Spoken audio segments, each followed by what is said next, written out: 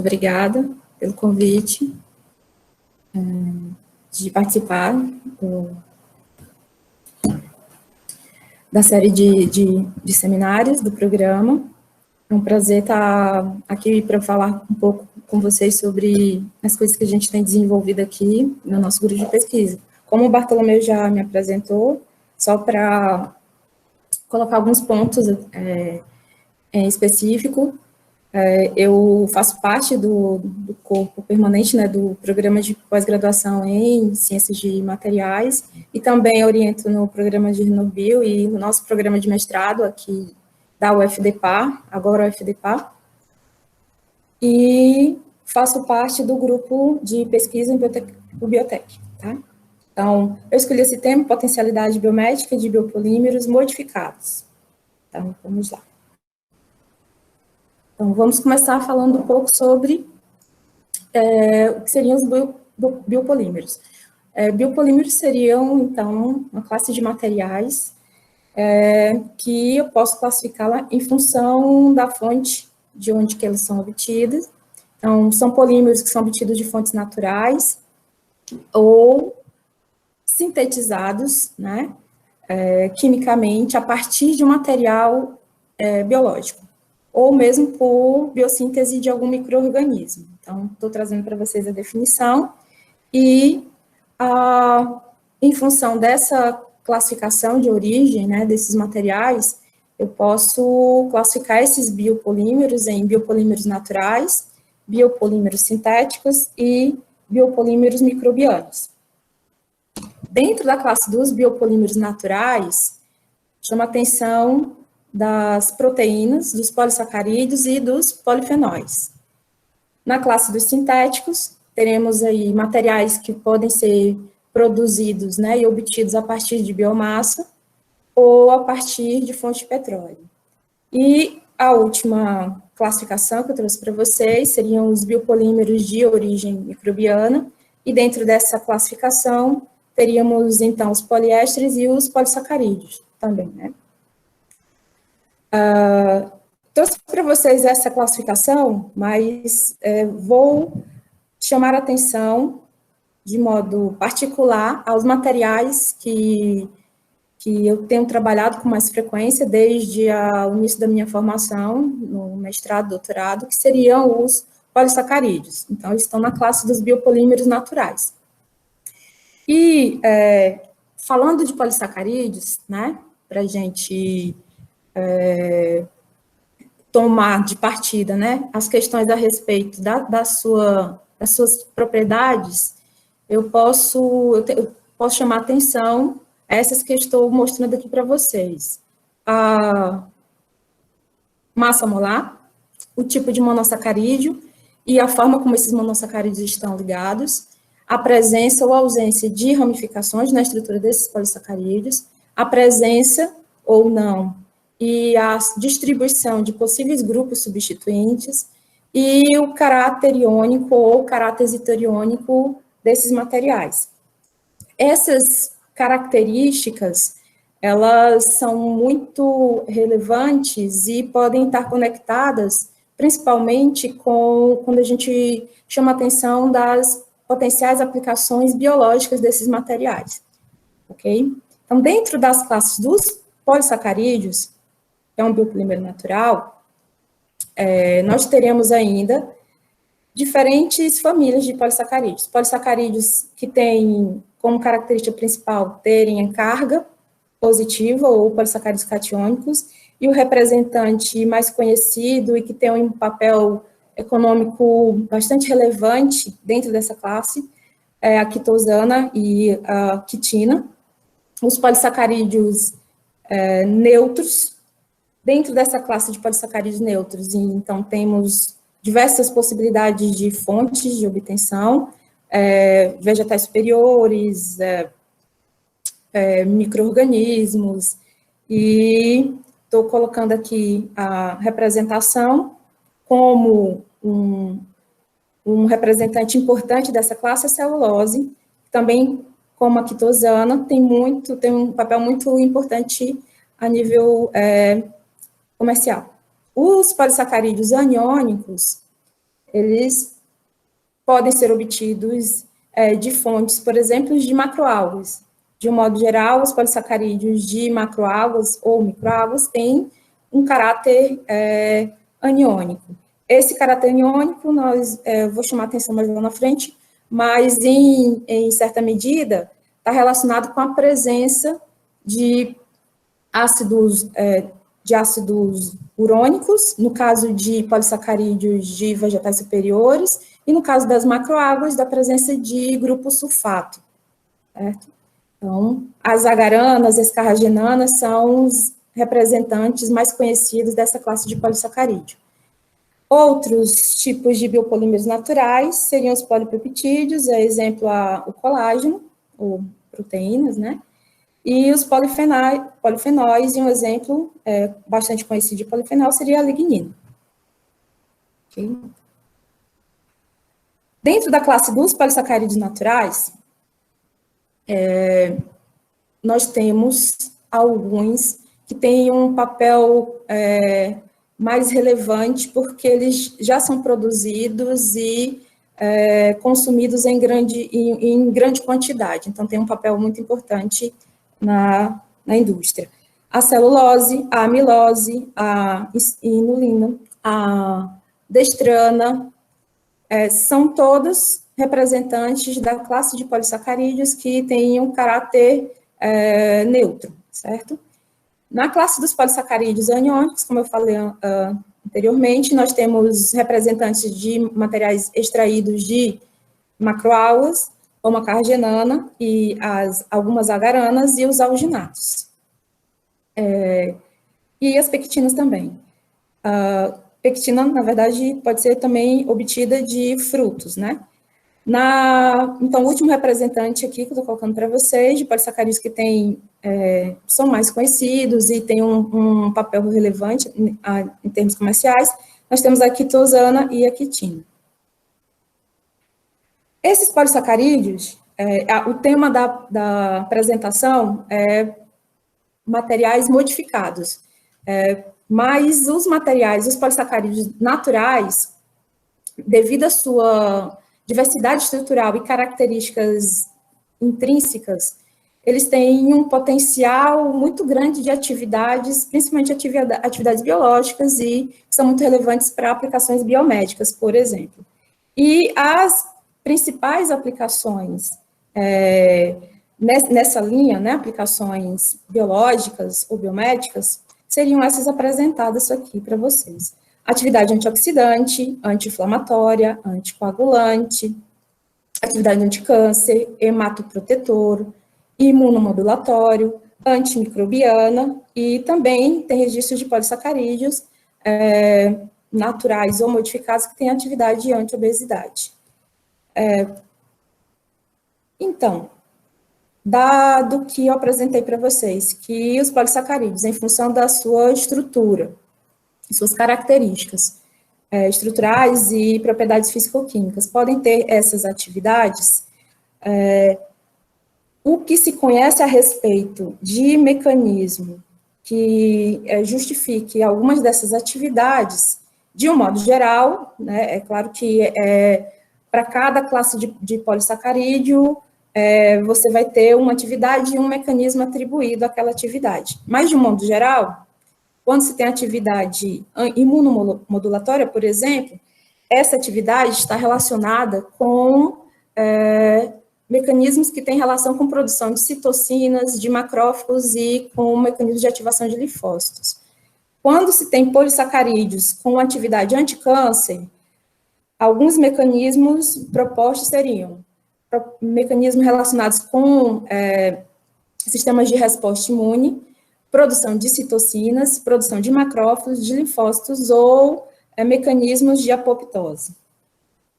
No caso da atividade relacionada com atividade antimicrobiana, as mais comuns propostas de mecanismos que justifiquem essa atividade observada para polissacarídeos naturais seriam um mecanismo onde se tem mudanças de permeabilidade de membrana, alteração, modificação da estrutura de proteínas e ácidos nucleicos, mecanismos de inibição de enzima e, consequentemente, danos de parede celular. Então, seriam esses mecanismos relacionados com a atividade antimicrobiana. No caso da atividade antiviral, esses mecanismos, via de regra, estão relacionados com processos onde se tem a interferência de ligações de glicoproteínas presentes na superfície do vírus e na superfície de linfócitos. A atividade antioxidante, que é bastante conhecida e comum para polissacarídeos, de modo geral, tem correlação com ações onde se pode ter ação direta com os radicais livres ou uma ação indireta por meio do consumo indireto de substâncias que poderiam, são propensas a gerar radicais livres. Okay? E no caso da atividade anti-inflamatória, o mecanismo que já é proposto para algumas classes de polissacarídeos tem correlação com o mecanismo de ativação de células T. Okay? Então, o tema da palestra é modificação de biopolímeros e potencialidade de uso na área biomédica. Mesmo sem modificações na estrutura, só para a gente ilustrar como que esse material se apresenta dentro do cenário dessa potencial aplicação, fiz uma busca só recentemente, focando apenas no ano de 2020, na plataforma da Integrity, e por polissacarídeos e que podem ser utilizados ou que são propostos para aplicações biomédicas. E o que foi apresentado como resultado está aqui disposto para vocês. Essa faixa maior, na verdade, é uma mistura de várias aplicações, não tem definição aqui, mas o que me chama a atenção, mesmo nesse curto período de tempo que foi feito a busca, isso aqui é de patente, tá? A atividade que aparece com maior frequência é a atividade anticancerígena, tá? E as outras atividades em menor proporção. Claro que o intervalo de busca que eu fiz foi muito curto. Então, tem áreas de interesse ou de propostas de produtos, com base em polissacarídeos, para tratamento de diabetes, para problemas de infecções bactericidas, problemas que têm correlação com processos inflamatórios, e esses outros que eu apresentei para vocês. E uma curiosidade que, só para ainda defender essa questão, apresentar para vocês essa questão de como que esses materiais estão sendo propostos, para essa aplicação, os polissacarídeos, alguns polissacarídeos de fontes de macroalgas, tais como agaranas e carragenanas, eles agora, nesse caso, modificados por meio de clivagem, derivados desses oligosacarídeos, eles têm potencial aplicação, como agentes antivirais, que seriam os alquil-sulfoglicosídeos semissintéticos, semissintéticos porque seriam produzidos a partir desse material natural. Okay? Então, por que modificar a estrutura dos polissacarídeos? Uma vez que eu apresentei no início da minha fala as várias potencialidades de aplicações já registradas e até o registro de patentes, para diversas áreas dentro da biomedicina ou da área biomédica. Então, os motivos para modificar têm muita correlação com resolver alguns problemas ou potencializar propriedades de modo a ampliar as possibilidades de aplicações. Então, essas propriedades que podem ser melhoradas, isso é de praxe na ciência de materiais, podem ser aqui apresentadas para vocês. De um modo geral, se modifica, no caso, eu estou falando aqui de polissacarídeo, mas polímeros, de modo geral, com foco em melhorar algumas propriedades, tais como propriedades mecânicas, propriedades físico-químicas, melhorar relações ou a questão da degradabilidade do material, se deseja que ele degrade mais rapidamente ou se queira prevenir a sua degradação. Então, faz-se uso de estratégias de modificar a estrutura do material de modo a ter novas propriedades. E essas seriam as vantagens. As questões que podem representar dificuldades quando dessas estratégias de modificação para resolver essas questões podem ter correlação com isso para aplicação para produção de produto mesmo, né, essa questões de escalonamento é comum para todos os materiais que são obtidos de fontes naturais. Essa questão de escalonamento é uma questão quando se pensa em produto. Questões relacionadas com a homogeneidade, a garantia da homogeneidade, da reprodutibilidade do material de partida, e a partir dele você ter o produto, a disponibilidade desse material e a diversidade estrutural, na verdade, ela pode representar uma vantagem estratégica para o projeto, né, desejado, ou pode representar uma dificuldade a ser vencida, certo? E essas estratégias de modificação, elas, em certa medida, podem estar orientadas dentro desses três eixos. As estratégias de modificação estrutural de polissacarídeo podem promover mudança de massa molar, e mudanças de massa molar podem comprometer propriedades físico-químicas e potencialmente alguma aplicação biológica em específico. Mudanças estruturais podem alterar a solubilidade do material, a depender do objetivo, da rota de modificação escolhida, uma diminuição de solubilidade ou uma melhora de solubilidade em determinado solvente pode ser o objetivo em questão.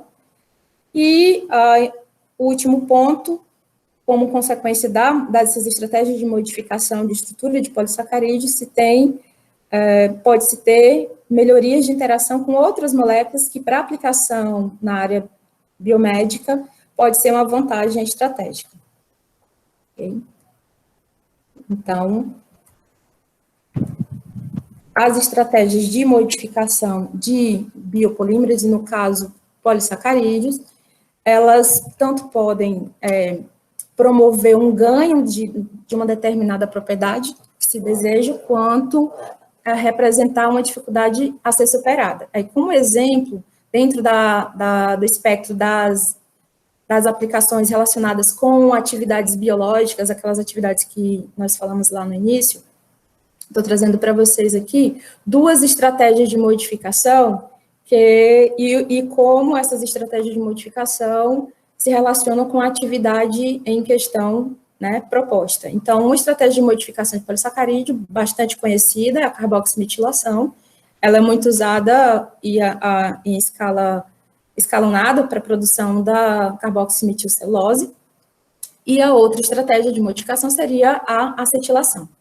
Para essa estratégia de carboximetilação, e focada no objetivo de atividade biológica, especificamente atividade antitumoral, o que se observou para esses polissacarídeos, adestrana e beta-glucanas, e também alfa-glucanas, não está aqui, mas também para essa, é que a eficiência, né, a melhoria da atividade antitumoral foi verificada com o aumento da eficiência de modificação, ou com o aumento do grau de substituição da carboximetilação. O mesmo sendo verificado para essa mesma atividade biológica, atividade antitumoral, quando se usou a estratégia de modificar o material por meio de acetilação, tendo como exemplo, né, dessa verificação de melhora de atividade, derivados de carragenana acetilados e derivados de celulose acetilado. Então, para essas duas rotas de modificação e esses 4 polissacarídeos distintos e seus derivados, o aumento do grau de substituição de cada rota especificamente promoveu a melhoria da atividade antitumoral. Tá? Ainda para situar, né, nos colocar aqui dentro do cenário de estratégias de modificação de biopolímeros, especificamente polissacarídeos, eu fiz uma busca também centrada só no ano de 2020, usando a plataforma da Clarivate Analytics, para mostrar para vocês como que essa produção, no caso aqui agora é de artigos, não de patentes, está distribuída em função das áreas de interesse. Então, é claro que a maior parte dos artigos produzidos é comum na área de materiais, né? Nós temos bastante trabalhos que não focados exatamente na resolução de algum problema na área da biomedicina, ou em áreas biomédicas, mas tem bastante trabalho, isso é só de 2020, então nem um ano, poucos meses, para a área de bioquímica molecular e biotecnologia aplicada. Então, a estratégia de modificar essa fonte, né, de biomaterial é bastante empregada para a produção de novos materiais. E quais as estratégias que podem ser usadas? Eu comecei dando exemplo de duas, que são bastante comuns, mas de um modo geral, considerando a natureza da reação química envolvida, na verdade, e as mais comuns, nós temos estratégias que envolvem reações de modificação com formação de éter, formação de éster, reações de oxidação, são bastante comuns.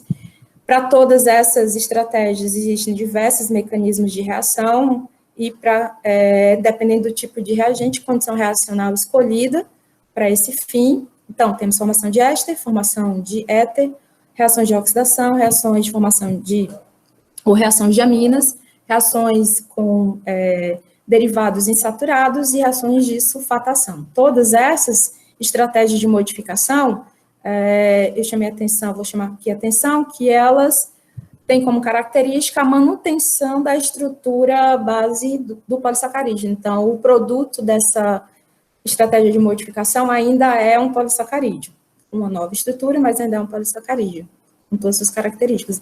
Tem outras estratégias de modificação de polissacarídeo que não tem como princípio a manutenção da cadeia, né, da cadeia estrutural do polissacarídeo. Então, essas estratégias podem ser obtidas, né, seguindo rotas escolhidas até no processo de isolamento, dependendo de como você vai promover esse isolamento, em condições agressivas ou com uso de radiação, você pode promover quebra da estrutura do material, ou outras estratégias que envolvam, em certa medida, algum grau de depolimerização. Okay? Então, independente da estratégia escolhida, esses fatores são muito relevantes e vão estar correlacionados com as aplicações possíveis para o material obtido, porque elas vão dialogar com as novas propriedades dos materiais depois dessa modificação, no sentido de que pode-se ter quebra de cadeia, pode-se ter, então, variação do grau de polimerização. Nesse caso, a heterogeneidade do meio, algumas condições reacionais vão estar sendo determinantes.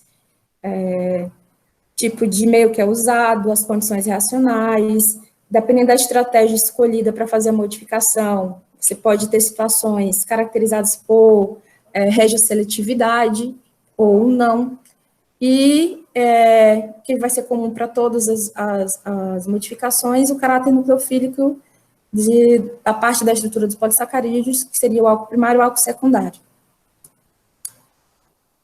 Então, dentro das classes dos polissacarídeos naturais, eu vou chamar atenção e vou trazer para vocês alguns dos resultados de trabalho do meu grupo de pesquisa, junto com os nossos colaboradores, e essas estratégias de modificação são centralizadas no uso de polissacarídeos exudados. E o que seria esse polissacarídeos exudados? São materiais que são polímeros naturais, que geralmente são obtidos de fonte vegetal, vegetais superiores, podem ser obtidos de sementes, ou por fermentação microbiológica, e tem como característica essa é a definição de gomas. Dentro das gomas, tem-se os polissacarídeos exudados. Então, os exudados, eles são um material heterogêneo, rico em polissacarídeo, em certa medida, mas na composição dos exudados tem-se também metabólitos secundários, né? Então, flavonoides, compostos fenólicos vão estar ali presentes, associados, em certa medida, com alguma proteína também. É muito comum, nesse caso, para polissacarídeos exudados, se ter estruturalmente um material que, na verdade, é um complexo glicoproteico, certo?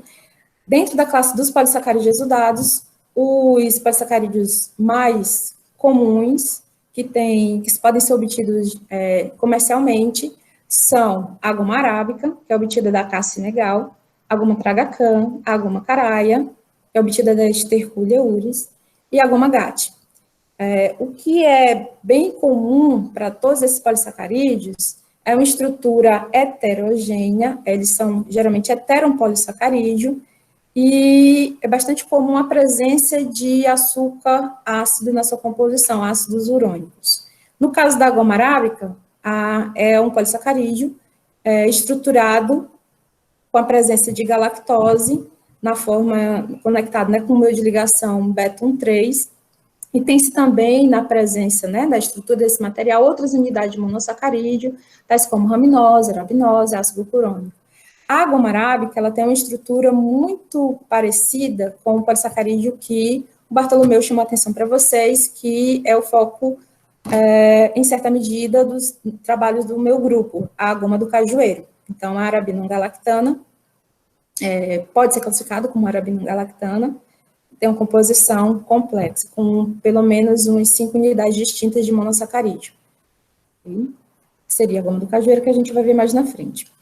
Eu também trabalho com a goma do xixá e com a goma do gico, seriam os trabalhos, as propostas de modificação desses 3 polissacarídeos que eu vou trazer para vocês. Mas antes de falar desses polissacarídeos específicos, que foram, né, os escolhidos para a gente discutir as estratégias de modificação, tenho aqui para vocês, como fonte de uma revisão bastante recente de polissacarídeos de exudados, a lista de espécies que já se tem conhecimento, né, da presença de polissacarídeos e com estrutura, em certa medida, pelo menos, se tem o começo da elucidação da estrutura desses materiais. Aí, o que está em vermelho seriam os polissacarídeos que eu vou continuar falando, a goma do cajueiro, que é obtida do anacardio acidentale, a goma do angico, que é obtida da Ananotera macrocarpo, tem a goma do angico vermelho e a do angico branco, há uma certa confusão na literatura entre esses 2 materiais, e a goma, que é obtida da Esterculia striata, que seria a goma do xixá. O que essas gomas ou polissacarídeos de exudados têm em comum, e como eu posso classificá-los em termos da sua estrutura química? Eu posso classificar esses polissacarídeos de exudados em 3 classes maiores, né? No primeiro grupo tem-se os polissacarídeos que se caracterizam por ter na sua estrutura a presença de unidades de galactose ligadas por meio de ligação beta-1,3, além da presença de ramificações dessa mesma unidade monossacarídea em posição 1,6, e outras unidades de monossacarídeo, exemplo do ácido glucurônico, a arabinose, a raminose, e essas outras unidades distribuídas nas ramificações. Seria uma classe uma estrutura que é observada para vários polissacarídeos. Essa estrutura é que se assemelha à goma do cajueiro e goma que a gente vai estar discutindo mais na frente. Então, o outro grupo possui uma cadeia principal de ácido glucurônico, então, açúcar ácido está na cadeia principal, ligado por meio de ligação beta, 1,4, tendo ainda a presença de unidade de manose ligada a 1,2, certo? Ramificações de outros monossacarídeos, sendo esses monossacarídeos, a arabinose e o ácido glucurônico. E o terceiro grupo, né, para finalizar, consiste de materiais que têm na sua estrutura a presença de ácidos do glucurônico e também a presença de beta-D-galactose. Então, essas são as estruturas mais comuns para polissacarídeos de exudados. Então, posso classificar nesses três grandes grupos. Eu vou começar a falar sobre alguns dos tipos, alguns dos polissacarídeos que nós temos escolhido para utilizar, né, nas estratégias de modificação, pensando em aplicações biomédicas. Então, o primeiro exemplo que eu escolhi para mostrar para vocês seria os polissacarídeos extraídos de estercúleos. Nessa classe, nós temos trabalhado com o polissacarídeo, que seria a goma caraia, e a goma do xixá. A goma caraia é um polissacarídeo comercialmente produzido e tem a sua estrutura fina já elucidada. A estrutura está sendo representada para vocês, é um polissacarídeo, é um heteropolissacarídeo, como todos os polissacarídeos de exudados, tendo a característica de, na sua cadeia principal, ter a presença de unidades de raminose e de ácido galacturônico. Em contrapartida, o outro polímero também de estercúleas, que seria a goma do xixá, ela não tem a estrutura ainda, a estrutura fina elucidada, ela tem uma estrutura um pouco mais complexa, que é a estrutura da goma caraia, e o que se tem de elucidado da estrutura dela é que ela é constituída de unidades de raminose, ligados por meio de ligações 1, 2, e tendo na sua composição a presença de ácido galacturônico ligado por meio de ligação 1, 4, com ramificações das outras unidades monossacarídicas, raminose, ácido D-glucurônico e galactose. Esses dois polímeros, né, foram escolhidos para ser objeto do trabalho da aluna Sorânia, que é aluna do programa, né, de doutorado em biotecnologia do Renobio, e como um dos resultados que ela já conseguiu até agora, eu vou apresentar para vocês. Esses resultados estão centrados nessa estratégia de modificar a ação do material, agora nesse primeiro exemplo, utilizando reações com anidridos. Então, a estratégia foi usar anidrido para promover modificação, tanto da goma do xixá como da goma caraia, e a hipótese que foi estabelecida, né, como fundamento do projeto dela, é que por meio dessa modificação, propriedades físico-químicas do material seriam alteradas, em especial sua hidrofobicidade, e essa mudança de propriedade poderia, então, fornecer, né, a um novo material, novas aplicações, em específico por meio da atividade antimicrobiana. Então, esse primeiro conjunto de dados focado nessa estratégia de modificação com anidrido foi submetido já à publicação e já foi aceito recentemente no jornal aqui mostrado para vocês. E o que nós verificamos, tendo como base a hipótese inicialmente proposta, que com o aumento da modificação do grau de substituição, aumento da hidrofobicidade, se teve um aumento da atividade antimicrobiana, em especial para bactéria S. aureus, né? Ela testou outras bactérias, mas para essa foi verificado o melhor resultado. Ainda nesse trabalho, aspectos relacionados com as propriedades citotóxicas, quando se fala de potencial uso desses materiais para aplicação biomédica, é uma questão que deve ser considerada, e nesse trabalho foi avaliado, foi feito um primeiro screen dessa questão da toxicidade, não tendo sido verificado nenhuma toxicidade adicional quando comparada ao material precursor como resultado da mudança de estrutura, o que é um achado interessante, né, que nos deixa animados para continuar as propostas de aplicação com esse material modificado, ok? A outra estratégia de modificação ainda centrada no uso de anidridos,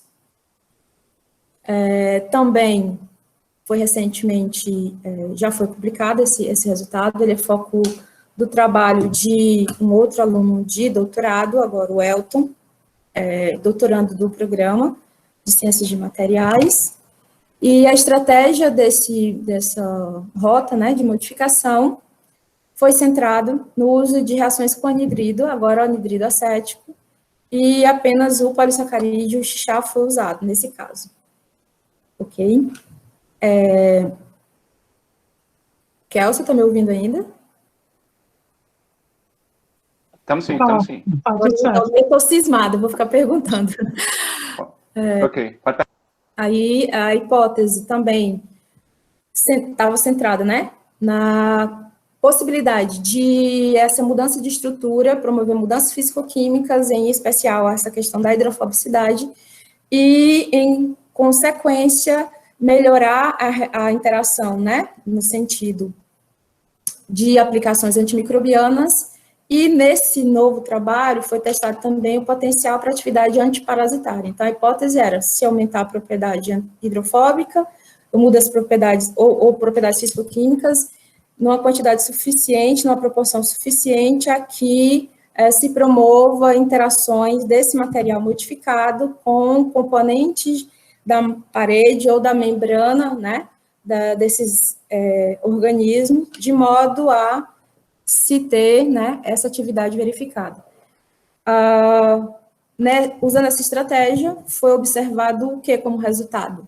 Que quando se aumenta, né, a eficiência da modificação com anidrido acético para a cepa gram-negativa aeruginosa, foi observado uma melhoria, esse é o melhor resultado, foi testado para outras bactérias, mas eu estou colocando o melhor resultado dentro da estratégia de modificação proposta. Então, aumentando o grau de substituição, com essa estratégia de modificação, se tem a melhoria da atividade antimicrobiana, e nesse trabalho foi também avaliado o potencial de atividade antiparasitária para a goma do xixá modificado, acetilado, modificado com anidrido, tendo se observado uma melhora na atividade mensurada por meio da determinação do IC50. Então, para a goma não modificadas, tem um valor de 22,73 microgramas por ml, e para a goma acetilada, o que foi observado foi um valor bem inferior, 0,95 microgramas por ml. Então, esse material acetilado tem potencial atividade anti-leishmania. O modelo utilizado, né, para avaliação foi a forma promastigota da Leishmania amazonense. Outro material que temos trabalhado com bastante frequência no grupo, e especialmente eu trabalho com ele desde o mestrado e o doutorado, seria o polissacarídeo extraído da anacardio ocidentário ou a goma do cajueiro. A goma do cajueiro é um material biológico que tem alguns pontos que são interessantes, né, que podem ser vantajosos em estratégias de modificação para a produção de novos materiais, e nesse sentido, também se trabalhar com propostas, né, de economia circular e de se melhorar, né, cadeias produtivas, uma vez que o cajueiro, né, tem a sua cadeia produtiva já. Então, alguns dados importantes que justificam a gente estar utilizando esse material como ponto de partida para a produção de novos. A produção média natural, né, da goma por planta por ano é de 700 gramas. A estrutura do polissacarídeo, da goma do cajueiro, já é bastante conhecida. Ela pode ser classificada como sendo uma arabinogalactana do tipo 2.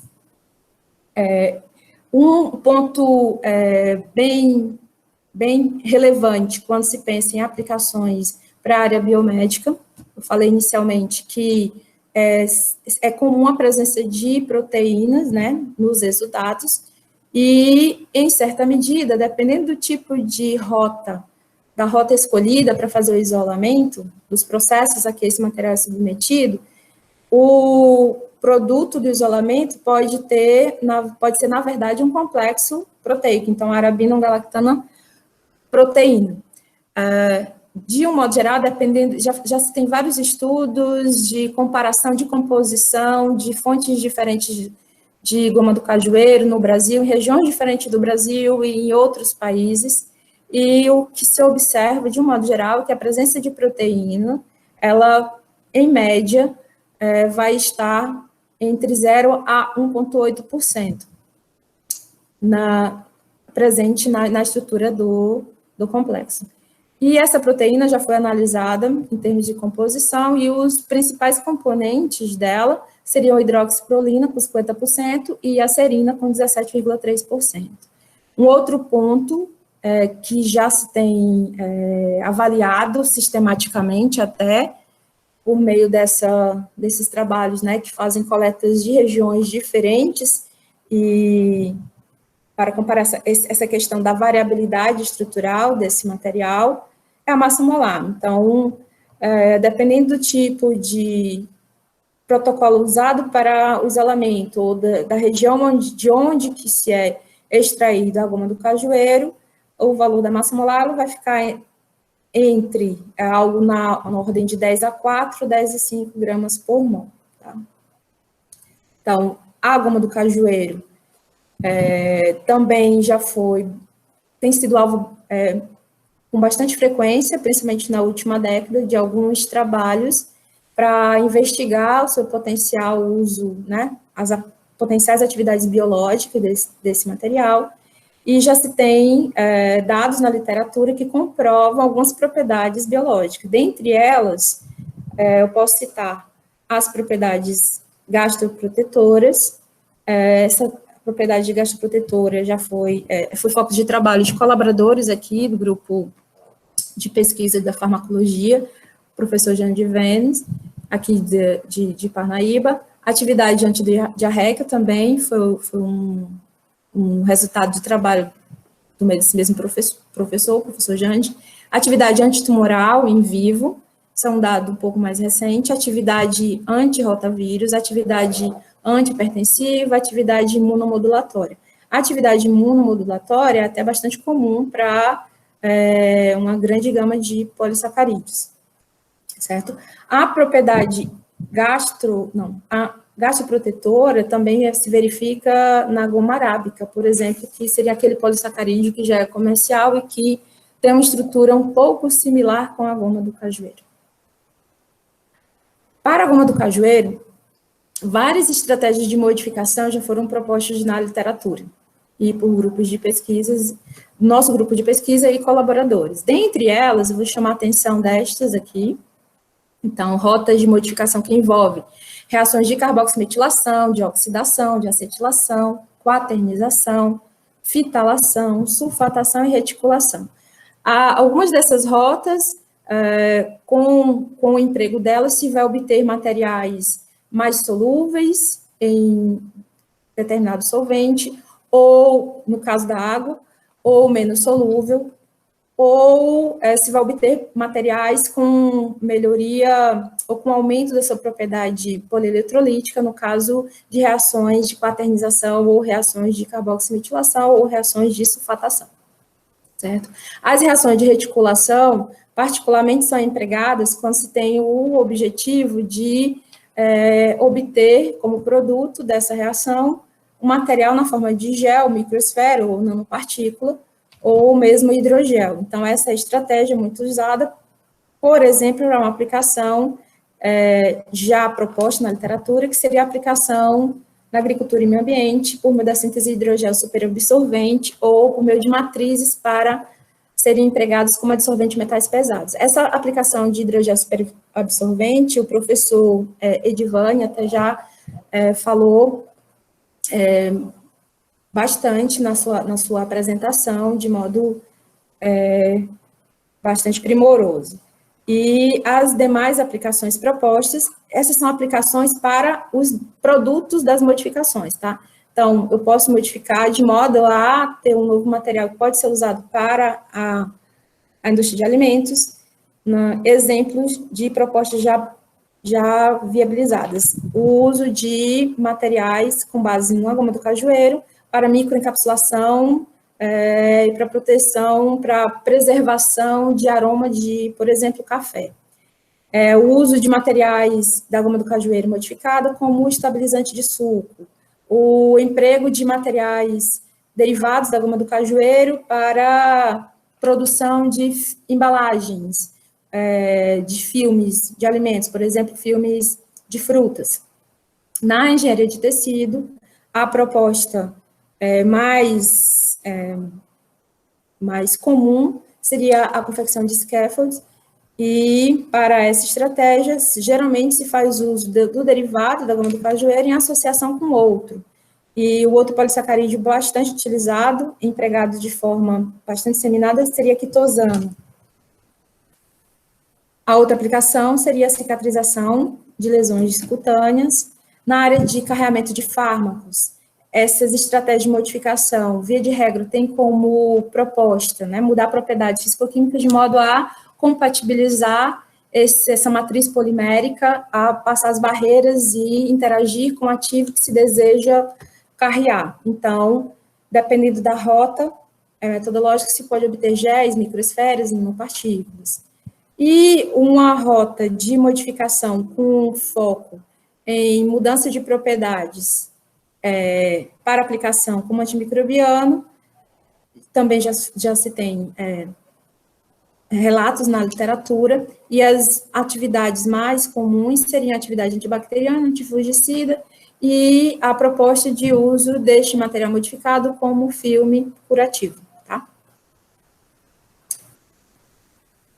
Para a goma do cajueiro, uma das primeiras estratégias de modificação foi a acetilação. O que essa rota de modificação tem, que poderia chamar atenção?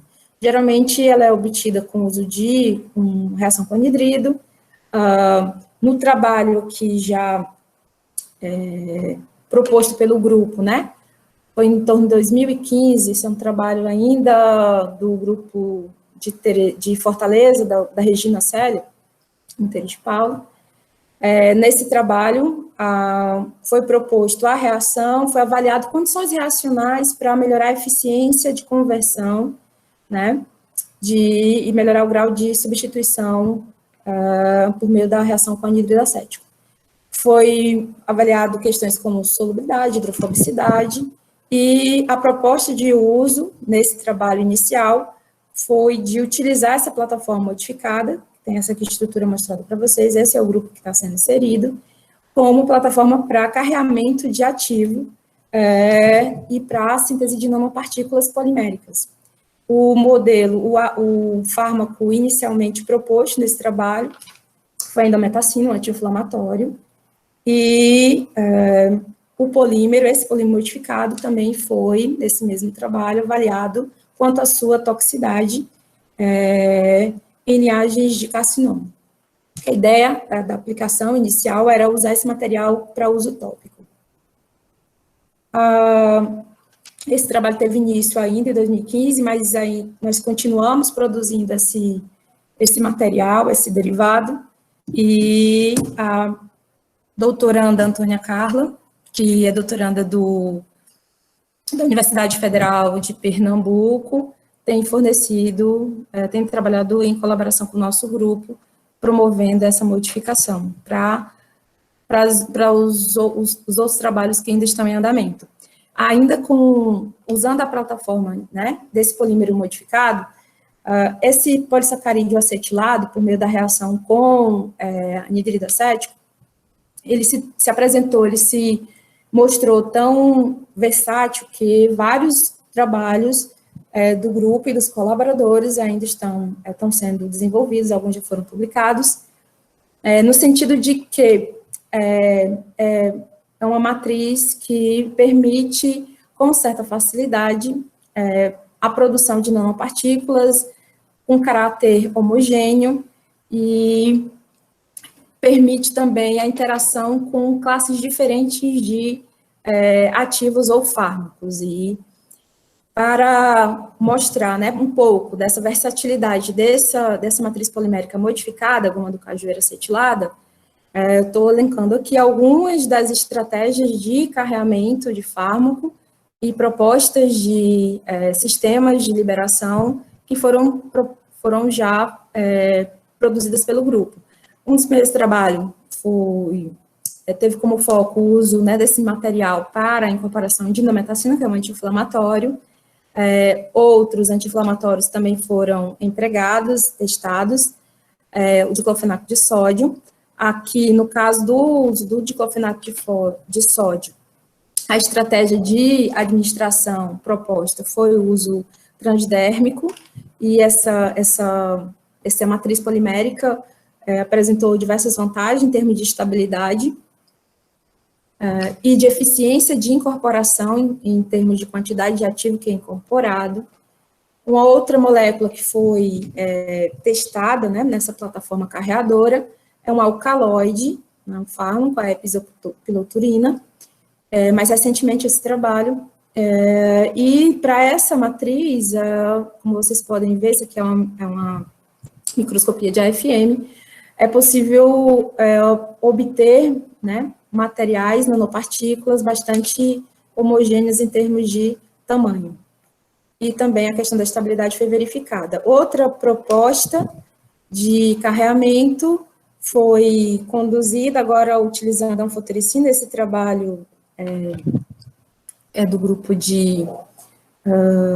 da UFC, utilizando esse mesmo material, né, a goma do cajueiro acetilada, e para a anfotericina também essa matriz foi vantajosa, no sentido de carrear esse ativo. E mais recentemente, foi proposto o uso da goma do cajueiro acetilada para o carreamento de insulina. E diferente dos outros trabalhos, esse último trabalho aqui com a insulina tem a inovação de utilizar uma rota de modificação sem uso de solvente. Então, foi otimizada essa questão da rota de produção do polímero, né, modificado. Outros sistemas ainda estão no nosso grupo, né, e nos grupos colaboradores. Nós estamos testando essa mesma plataforma para carrear lendronato e licopeno, por exemplo. Vocês ainda estão me ouvindo? Sim, estamos sim, tranquilo. Seguindo essa estratégia, outra estratégia de modificação, mas antes de eu falar da estratégia de modificação de carboximetilação e de fitalação, fazer um parênteses aqui para falar um pouco sobre a relação, né, entre a atividade microbiana e a goma do cajueiro. Já tem dados na literatura de avaliação de atividade antimicrobiana para a goma do cajueiro, para o polímero não modificado, e o que se verifica nesse trabalho, o que se verificou, é uma atividade apenas para a bactéria gram-positiva. E um ponto que eu preciso colocar aqui, que essa atividade verificada, ela só foi observada em altas concentrações de polímero.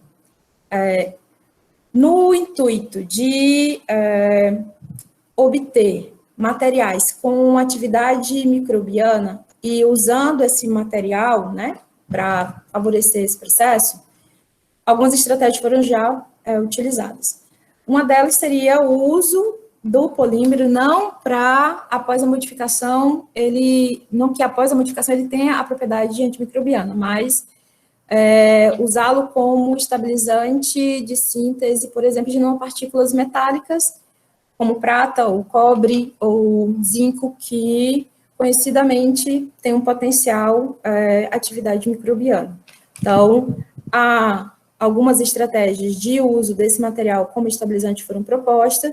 Um primeiro trabalho empregou a goma do cajueiro como estabilizante e na síntese de nanopartículas de prata, utilizando uma rota de síntese verde, e foi verificado a atividade, né, tanto para bactérias positivas e negativas, gram-positivas e gram-negativas, dessas nanopartículas estabilizadas com goma do cajueiro. E um ganho também em termos de toxicidade, quando se compara numa partícula não estabilizada com esse polímero. Então, além da goma do cajueiro promover essa estabilização, ainda modulou um pouco a questão da toxicidade da nano de prata obtida ao final. A melhor atividade para esse trabalho, usando goma do cajueiro, foi testado para outras cepas, mas o menor valor de concentração inibitória mínima foi observado para S. aureus e o valor foi 13 microgramas de prata por ml. No sentido de melhorar, otimizar essas condições de síntese das nanopartículas de prata, ou ainda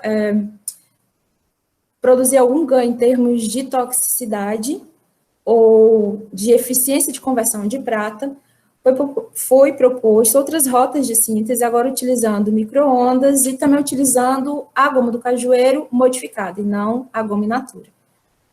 E como resultado dessa estratégia, então, de usar a goma do cajueiro carboximetilada, então, modificada, a reação de carboximetilação está aqui mostrada para vocês, é uma reação que geralmente acontece meio básico, utilizando aqui, no caso, o ácido monocloracético, e o produto, a representação esquemática, né, simplificada do produto, a reação está aqui mostrada para vocês. Foi utilizado, então, a goma modificada para a estabilização das nanopartículas de prata, e, para além disso, foi também empregado estratégia de fazer uso de micro-ondas para promover algum ganho em termos de conversão, que foi verificado no trabalho anterior, foi uma baixa taxa de conversão, que é comum quando em alguns casos, quando se usa estratégia de síntese verde para a obtenção de nanopartículas metálicas, em especial nanopartículas de prata. Neste caso, o melhor resultado foi testada a atividade antimicrobiana, né, para cepas distintas, e o melhor resultado foi observado para S. aureus com um valor de concentração mínima inibitória de 4 microgramas de prata por ml. Vamos lá. A outra estratégia empregada, como eu falei para vocês, os polissacarídeos podem também ser utilizados como estabilizante na síntese dessas nanopartículas metálicas, e em um trabalho recente foi observado o potencial ganho de estabilidade e de toxicidade e de atividade antimicrobiana de nanopartículas de zinco estabilizadas com goma do cajueiro e goma do cajueiro também carboximetilada. Sua atividade de uma mestranda na época, né, agora mestre já, Jéssica, mestre em biotecnologia, e o melhor resultado em termos de toxicidade foi para a atividade da Cândida, é um fungo, com concentração inibitória mínima de 15,65 microgramas por ml. Foi verificado ainda nesse trabalho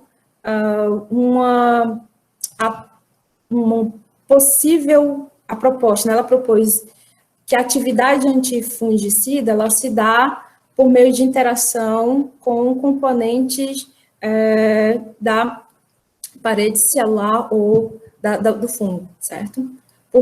Isso foi verificado fazendo análise de FM, onde se mostra, se observa deformações, né, nessa estrutura do fungo, após o contato com o material, com a nanopartícula de zinco. Nesse mesmo trabalho, a toxicidade foi avaliada, agora em um modelo apenas de células, né, de hemácias, então, de eritrócitos, desculpa, e não foi verificado toxicidade quando comparada com o material controle.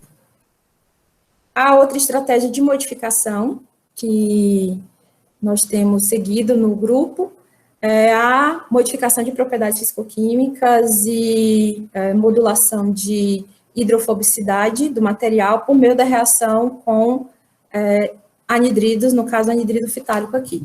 Então, é um trabalho, é uma linha, né, de modificação que teve início com o trabalho da Antônia Carla, enquanto ela era mestranda aqui no programa, e que tem se desenvolvido com o projeto de doutorado dela agora, doutoranda na Universidade Federal de Pernambuco.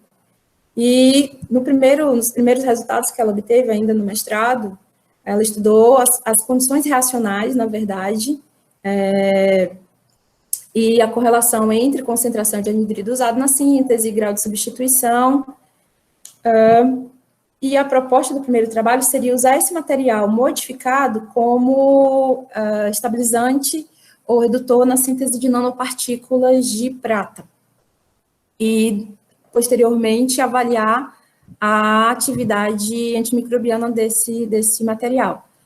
A hipótese seria, né, que com a mudança de estrutura, essas mudanças de hidrofobicidade do material e do polímero que está ali estabilizando a nanopartícula de prata, se poderia obter, né, uma interação mais efetiva com componentes da membrana da parede dos micro-organismos aqui em teste. Então, o melhor resultado que ela observou foi para S. aureus, com valor de concentração inibitória de 11,12 microgramas por ml. Então, vocês podem estar verificando que, quando se compara a primeira estratégia de síntese de nanopartículas de prata, só com o uso de comando coagênico não modificado, os valores os resultados de atividade microbiana, os resultados de toxicidade, os resultados de taxa de conversão foram sendo otimizados. Essa foi a proposta. Ainda utilizando esse material, que seria a goma do cajueiro fitalada, né? Outra aluna, na verdade, uma doutoranda, no Renobio, propôs o emprego desse material modificado, né, a goma do cajueiro fitalada, no caso, como componente de um gel a ser usado, né, como proposta de cicatrização de feridas. E na formulação desse gel estava presente a goma do cajueiro fitalada, a carboximetilcelulose, e a estratégia utilizada, nesse caso, foi a redução da prata in situ. Então, não foi usado os materiais previamente para fazer a síntese de nanopartículas de prata. Utilizando essa estratégia, o valor de MIC observado ficou um pouco inferior do que o apresentado anteriormente, 3,37 microgramas por ml.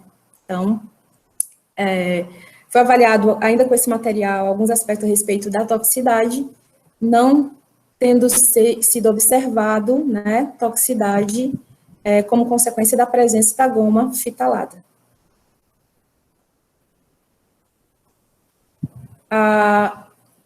Outra estratégia de modificação que nós temos usado no grupo, com resultados bastante promissores, é a produção de polissacarídeos com carga positiva a partir da reação desses materiais com amônio quaternário, né? Então, por meio da reação de quaternização, o reagente, o cloreto de 3-cloro, que tem sido utilizado no nosso grupo, né? Cloreto de 3-cloro, 2-hidroxipropil trimetilamônio, e como primeiro objetivo, né, do grupo, quando da escolha de modificar o material por meio dessa rota, foi estudar alguns dos parâmetros reacionais, tá?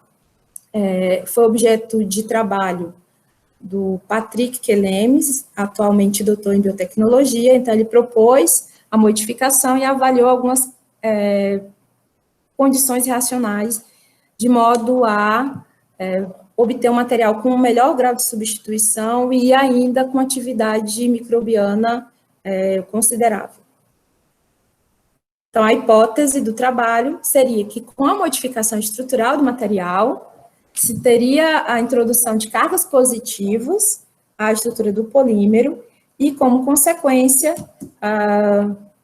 a melhor interação, né? Uma interação entre componentes entre o polissacarídeo componente da parede celular e ou da membrana do micro-organismo, e daí a atividade antimicrobiana. Essa reação, essa estratégia de modificação, geralmente modifica drasticamente uma questão, né, que é a solubilidade do material. E o que foi verificado pelo Patrick nesse trabalho foi uma relação entre grau de substituição, carga de superfície ou carga zeta, né, valor de potencial zeta do polímero, e o valor da atividade observada. O que ele obteve como resultado concreto? Quanto maior o grau de substituição, maior o valor de carga positiva observada e melhor resultado em termos de atividade microbiana para as cepas avaliadas. O melhor resultado de atividade antimicrobiana para esse material paternizado, a goma do cajueiro paternizada, foi observado para essa epidermis com uma concentração inibitória mínima de 31,25 microgramas por ml, isso aqui é só o polímero modificado, né? No início até do projeto Patrick, a proposta era utilizar o material modificado para fazer síntese de nanopartículas metálicas, mas o resultado de atividade foi tão promissor que, pelo menos naquele momento, nós paramos e focamos em estudar as condições reacionais, em estudar outras potenciais aplicações biomédicas para o material modificado. O outro polímero que nós temos estudado com bastante frequência e intensidade, pelo menos nos últimos 5 anos aqui no grupo, é a goma do angico. A goma do angico, ela também é uma arabinogalactana, tem nossa composição majoritariamente arabinose. Essa aqui é a composição da goma isolada: arabinose, galactose, raminose e ácido glucurônico. Há alguma confusão na literatura a respeito da goma do angico, porque tem uma espécie que é conhecida popularmente como angico vermelho e outra espécie conhecida como angico branco. Mas em termos de composição de estrutura, entre esses dois polissacarídeos, obtidos dessas duas fontes distintas, eles têm bastante similaridade. O que geralmente muda é um pouco a composição de um ou outro monossacarídeo, a massa molar e a quantidade de proteína verificada. E esses fatores geralmente também têm correlação não só com a fonte do material isolado, quanto com o processo de isolamento escolhido, né, para a obtenção do material. Uma estratégia de modificação da goma do angico, que tem se mostrado bastante promissora, é a quaternização. A quaternização, como eu falei anteriormente, ela é obtida por meio da reação com amônio quaternário, e o produto da reação tem um caráter de polieletrólito mais intensificado, né? Então, ele tem um caráter positivo. Esse caráter positivo dos polissacarídeos, eles podem ser muito vantajosos quando se pensa em utilizar esse polissacarídeo para interagir com outros tipos de biomoléculas. Tá? Em especial, no caso da proposta de avaliar o potencial antimicrobiano do material. Okay? Então, nesse trabalho de modificação, inicialmente foi avaliado nós avaliamos inicialmente condições reacionais para a goma do cajueiro e agora para a goma do angico. Então, foi avaliado algumas condições no sentido de definir a melhor temperatura, tempo reacional, que promovesse uma melhor eficiência de reação. E para esse material foi, então, dado continuidade em termos de sondagem de potenciais atividades biológicas, no caso, atividade microbiana. Inicialmente se testou a goma do angico paternizada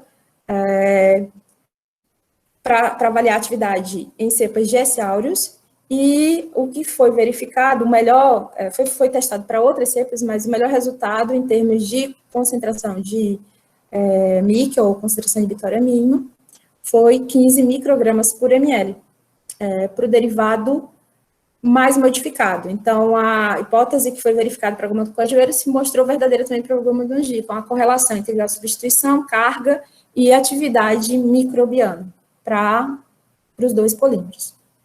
A outra avaliação que foi feita com o mesmo material, né, com o mesmo produto de modificação, o angico modificado por meio de reação de paternização.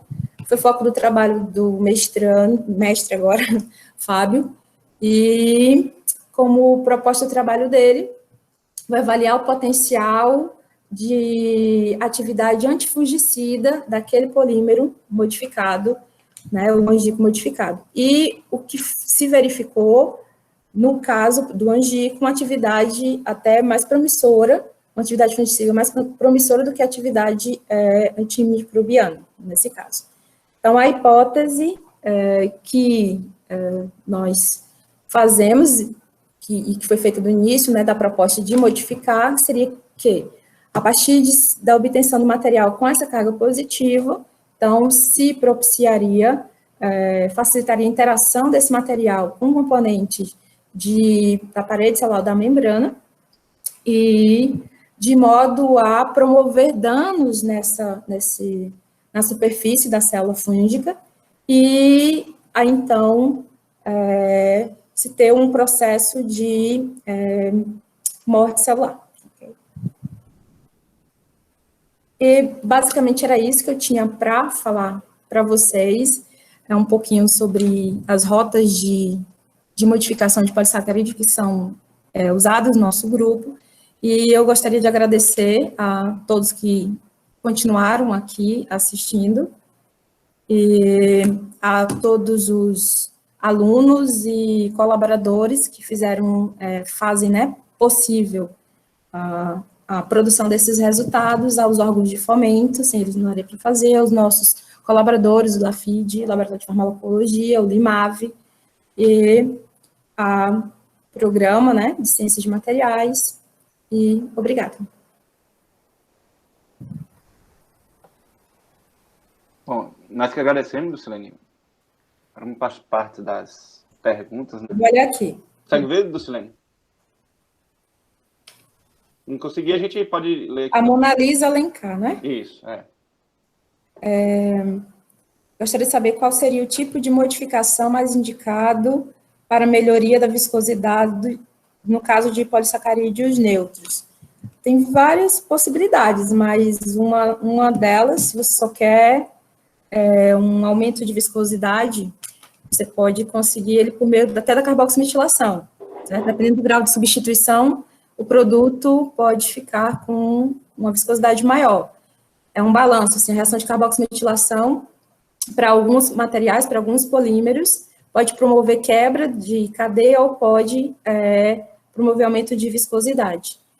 A outra estratégia seria reações, por exemplo, de graft. No meu doutorado, uma das propostas de modificação que eu não apresentei aqui, porque o foco não era para a área biomédica, mas para a goma do cajueiro, nós utilizamos a estratégia de fazer copolimerização por enxertia com monômeros sintéticos, e o produto tem aumento de viscosidade. Depende de qual aplicação você está pensando, né?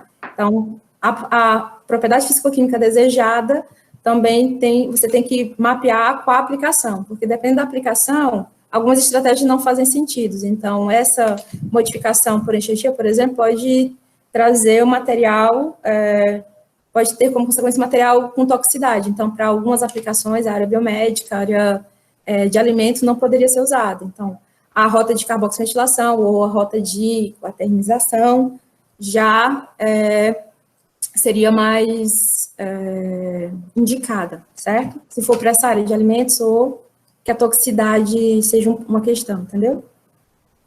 Tem uma, Dulcilene, com respeito à questão da relação do custo, né, com os polímeros tradicionais aí, né, vamos supor, chamar polímeros tradicionais do petróleo, né? Uhum. Qual é a grande diferença, ou não existe muita diferença, ou o custo ainda é alto? Você está falando do comparar o uso de polissacarídeos? Isso, para o mesmo tipo de finalidade. Tem alguns que já são usados, Bartolomeu. A questão, como eu falei lá no começo, por exemplo, a goma do cajueiro, para esses materiais regionais que a gente trabalha, um gargalo que a gente tem que vencer, que é um problema, é cadeia produtiva. Então, o programa do cajueiro, por exemplo, apesar de ter cadeia produtiva para outros derivados do cajueiro, o polissacarídeo, o exudato, ele não tem escoamento, não tem produção, entendeu? Então, como não tem essa estrutura de produção, aí inviabiliza algumas questões a respeito de produção, de escalonamento, é um ponto que seria a chave. Isso aí, beleza. Obrigada. Agradeço, Dulcilene, por excelente palestra, viu? Obrigada. Obrigada pela apresentação, apesar dos percalços aí com a internet. Foi com emoção hoje. Mas é assim mesmo, acontece. Assim mesmo. Obrigada. Acontece. Agradeço novamente.